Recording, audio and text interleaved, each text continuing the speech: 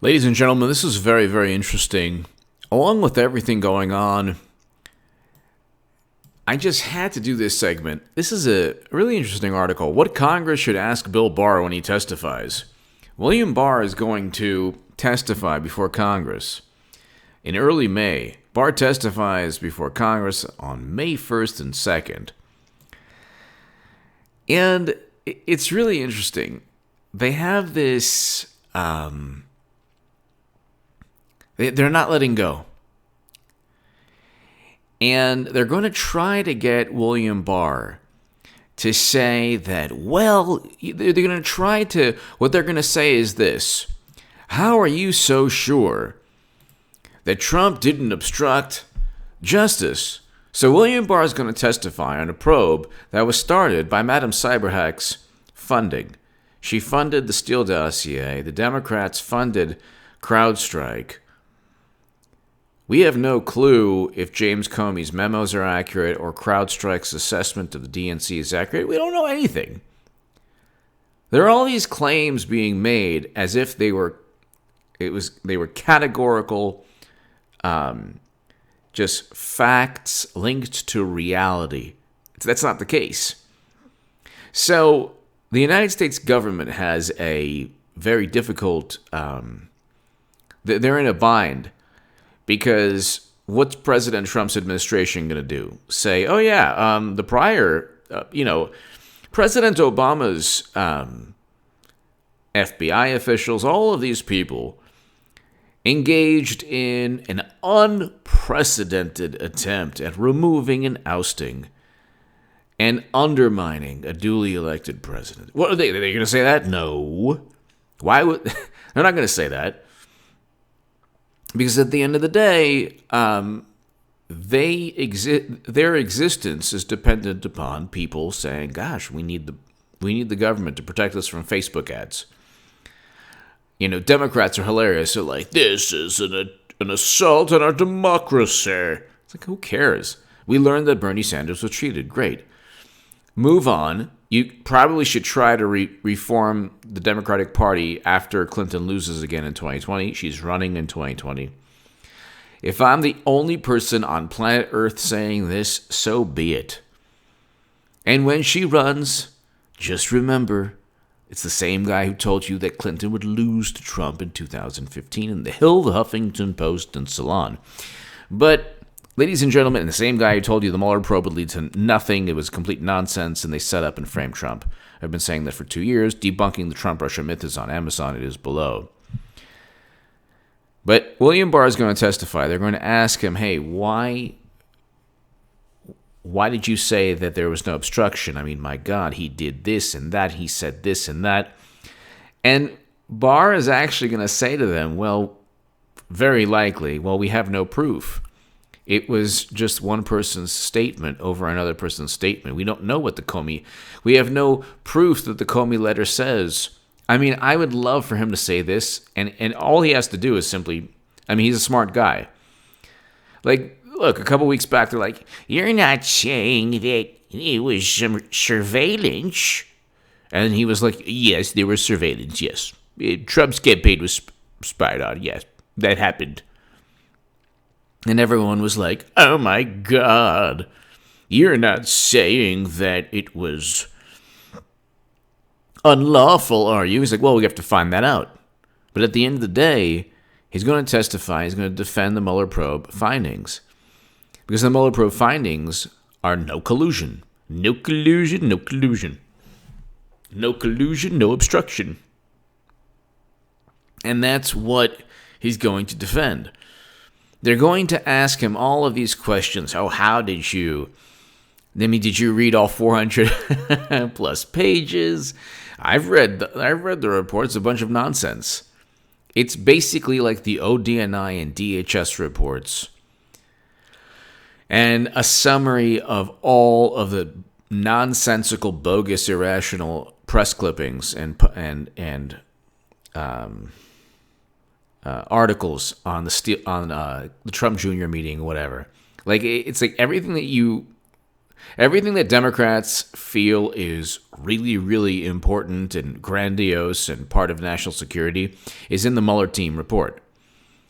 But it's a bunch of nonsense, just like everything we've heard for the past 2 years. Could Trump be a Russian agent? There was only one administration that presided over the sale of 20% of U.S. uranium capacity. Only one! Oh, yeah, that's right. It's President Obama's administration. By the way, check out my last segment. Please, please, please check out my last segment. I'm in fine form. It's actually even more interesting than this, which might be boring to you, but Rod Rosenstein's going to flip. He's going to flip and sing like Mary Lou Retton. He's going to flip and sing on Andrew McCabe, especially because McCabe was like, oh yeah, he was serious. He was serious about using the 25th Amendment to oust and remove a duly elected president. But here they have the questions to ask, preparation for release of the redacted Mueller report. And he'll easily just, you're not talking about Sessions or, you're talking about William Barr, who they're all saying is now an extension of the Trump campaign. I mean, it's a pretty awesome thing when Trump finally has his attorney general. Conspiracy and coordination. These are there was no coordination. What Democrats have always tried to do is they've tried to say, well, Manafort and Gates and Papadopoulos and Flynn, who's an honorable man, and they had contacts. And they met, Trump Jr. met with Natalia Veselnitskaya. Yeah, and William D. Campbell, an FBI informant, stated categorically to numerous committees in Congress that Russian lobbyists were bragging about their influence over the Clinton Foundation and President Obama's administration. The rebuttal from Democrats is, you have only his word. You have nothing else. You have no evidence. Well, you have only Comey's word that there is obstruction from his ridiculous memos that were classified. And by the way, he committed crimes. I explained in my Federalist article. The Federalist article before my latest one in the Federalist is talking about all the crimes, the legal statute that Comey, Strzok, and McCabe will be charged under. That's the legal statute. So it's the U.S. Code, the 371 statute. So Mr. Mueller provides two important caveats in his conclusion. On page 2, he notes the inefficiency of evidence is neither. He notes that the insufficient. So there he goes. They'll never give up. He notes that the insufficiency of evidence, and it's bad when you lose a football game and you get all philosophical. You're like, this is just something. Whenever something happens at work or in sports, and you have to just fall back on the philosophy of life, it wasn't a really good outcome. We lost 85-0 in homecoming. But you know what? The stars, the moon, the meaning of life is bigger than a game. When you have to go there, you're not happy. So now they're going into the philosophy or the theories around law. He notes that insufficiency of evidence is neither lack of evidence nor no evidence, and emphasizes that his standard for evaluating the activities that he investigated was whether there was enough evidence to prove every element of a crime beyond reasonable doubt. Look. The whole concept of reasonable doubt is misused. It was misused with Clinton, and it's misused now. There is no reasonable reason. There's no reasonable. Okay. Reasonable doubt in this instance. When you look at the fact that the Steele dossier was purchased by Hillary Clinton, and the fact that CrowdStrike was outsourced by the Democratic Party, and the fact that Peter Strzok said we will stop Trump, and the fact that Andrew McCabe's wife got hundreds of thousands from Democrats, And the fact that James Comey was insubordinate numerous times, even in the Clinton email probe, according to the IG Horowitz. And the fact that James Clapper, and I explain in my latest Federalist article, James Clapper knew there was no evidence in 2016. When you look at everything in its entirety, a bird's eye view and context, there's actually no reasonable doubt that there was an attempt at ousting a president. It's obvious and overt, and the facts are there. Not only is there no reasonable doubt regarding Trump conspiring to influence the election with Putin, the thing is, it's absurd. So they flip reasonable doubt on its head, and they say, William Barr's standards were so high that even with this preponderance of evidence and this litany of evidence, it's never just evidence. It's just like, some kind of description or, adjective or whatever. They say, even with all of this evidence, he didn't find obstruction. And they're going to try to get him on legal theory, and he's going to school them. And he's going to just be like Dikembe Mutombo and just block and swat every single thing that they lay up, that they try to, impose. You're not talking about...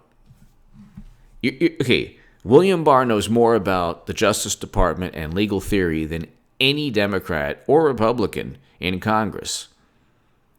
So they're going to try to get him on this, it's going to be like a philosophical debate.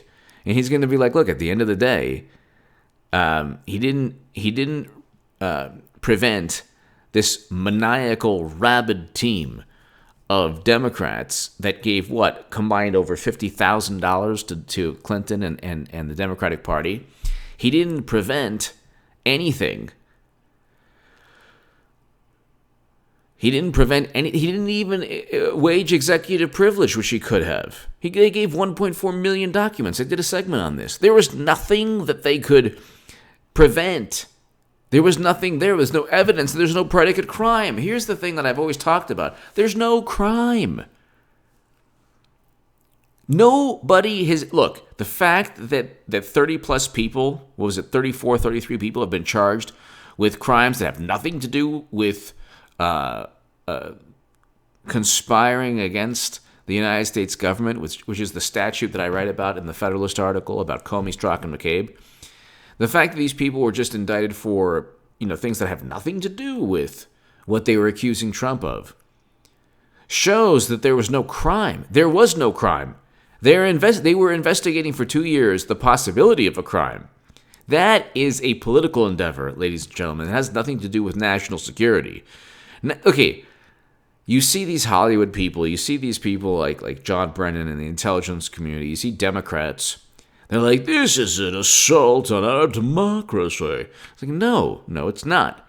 In fact, you can make the case that Russia really helped this country a great deal, if indeed they hacked the DNC, which we have no clue if they did. CrowdStrike is the only entity to look at DNC service. But you can make the case, hey, we learned that Bernie Sanders was cheated categorically. We learned that Debbie Wasserman Schultz was forced to resign for a reason. Were we ever going to find out that Bernie Sanders was cheated? Were we ever going to find out that one of the two political parties, we only have two really, one of the two political parties in this country actually had primaries that were 1,000% completely unfair, not neutral, and rigged? And how would we have known that? And the absurd... See, lost within all of this is the fact that Bernie Sanders was cheated, and they view the knowledge of that to be a national security nightmare risk. This is worse than ICBMs coming at us. This is... To them, to the Democrats, it's and then the Helsinki meeting with Putin and Trump, it's what did you want Trump to do? Take out a snake like Jake the Snake and be like, ah. Jump on the lectern and give him an elbow, jump off of it and give him an elbow like a WWF. What did you? They were like, did you see what's happening? He refused to blame Putin. Yeah, because you know what? He knows that there's no evidence.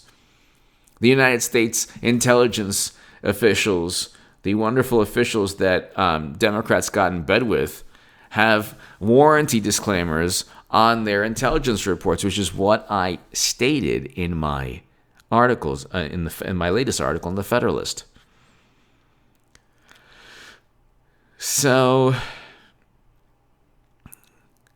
Democrats and media really think the United States public is just composed of millions and millions of fools. That, a Facebook ad from Russia is going to influence us, even though there's no data on which Facebook ads were efficient in swing states, because it's all nonsense. If they can just throw out as many, and this is Clintonian politics, and she's running again. This is Clintonian politics. But William Barr is going to school them. It's going to be pretty awesome. So what, in a couple of weeks, less than 2 weeks? Late next week, what? He's going to school them. And they're going to be like, their whole thing is going to be, let's try to get this guy. Let's try to get this guy on something. How dare he say that there was nothing, there was no collusion or anything? How dare he say that? And he's just going to be like, yeah, you don't really understand the legal statute. And actually, there wasn't any evidence at all. So your, worries are unfounded. There's no obstruction. Obstruction of justice is like you're destroying evidence. Okay, that's what Clinton did. Like taking a hammer and banging on cell phones or wiping servers or deleting 30,000 emails. Yeah, I think that's obstruction. All Trump did was tweet, and then James Comey said he said a lot of bad things. Like James Comey's and he said something about the Michael Flynn case, who by the way should be pardoned, and I wrote about that in the Federalist. But Comey's he told me to lay off Flynn. It's that's not obstruction of justice. You didn't, and you set him up, and it was completely prior to that, and it was completely unethical and unlawful and illegal. And so what? So God forbid the president of the United States tells his FBI director something. You don't have to abide by it, and they didn't. So how is it obstructing justice? He said something really mean. Or this is the Mueller reports. He wanted to do this, but he didn't. Trump Jr. wanted Clinton emails. Well, did he get them? No, but the fact that he wanted it, that's so bad, and that's working with the Russians. It's he didn't even get the emails, though. How would that be working with anybody? And if he did get the emails, he would have helped this country a great deal, because Madam Cyberhack would have had to atone for having her server hacked. The only way Trump Jr. would have gotten those emails is if Madam Cyberhack's server was hacked. So, ladies and gentlemen, share this segment everywhere. Great day today. Lots of segments upcoming. Share my last segment. It's actually, it's pretty awesome. Rod Rosenstein is going to flip and sing on all of these people. And, he's not going to do it because of some altruistic. No, he tried to undermine, and he did everything that McCabe and Comey and they were all working for one cause.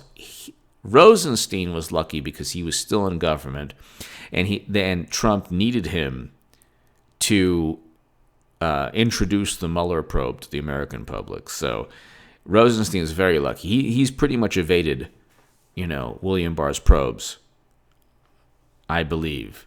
Give me your thoughts below. Share this segment everywhere. Check out my new AR on HA Second Amendment. Your support on this channel through my Patreon in the pinned comment is greatly, greatly appreciated. If you enjoy my voice, and if you want to support my voice and my thoughts, my Patreon is below in the pinned comment. It's greatly appreciated. And my writing in the Federalist, the Jerusalem Post, the Daily Caller. Also, check out all my wonderful segments on HA2A, especially my new AR, my latest segment. Thank you so very, very, very much.